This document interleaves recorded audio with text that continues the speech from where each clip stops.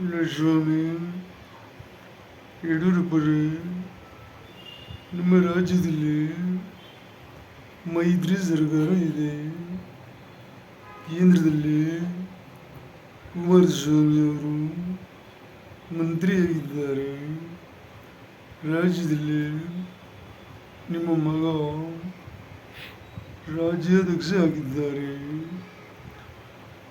ಏನು ಯಡಿಯೂರಪ್ಪರೇ ಇದೆಲ್ಲ? ಮೈತ್ರಿ ಹೀಗಾದರೆ ಯಾವ ರೀತಿ ಮೈತ್ರಿ ಮಾಡೋದು? ಜನಪಡದ ಬಗ್ಗೆ ಏನು ಮಾಡೋದು? ಇದು ಏನು ಹೇಳ್ತೀರಿ?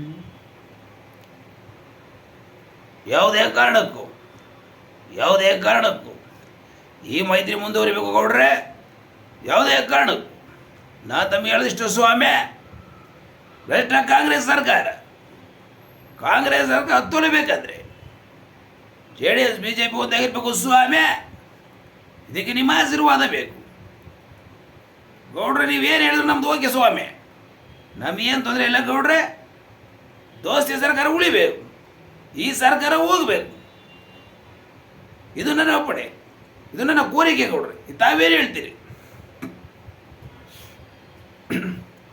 ಅದೇ ಯಡಿಯೂರಪ್ಪರೇ, ನಾನು ಅದೇ ಹೇಳ್ತಾ ಇದ್ದೀನಿ. ಈ ಸರ್ಕಾರ ಏನು ಸ್ವಾಮಿ ಹಗರಣಗಳು?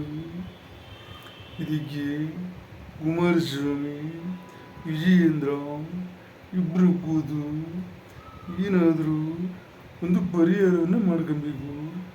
ಜೊತೆಯಲ್ಲಿ ನಿಖಿಲ್ ಕುಮಾರಸ್ವಾಮಿ ಅವ್ರನ್ನ ಸೇರಿಸ್ಕೊಳ್ಳಿ ಅಂತ ಹೇಳ್ತಾ ಇದ್ದೀನಿ. ಇಷ್ಟೇ ನಾನು ಹೇಳೋದು. ಇದಕ್ಕೆ ಮುಂಚೆ ಏನೂ ಹೇಳೋಕ್ಕಾಗಲ್ಲ.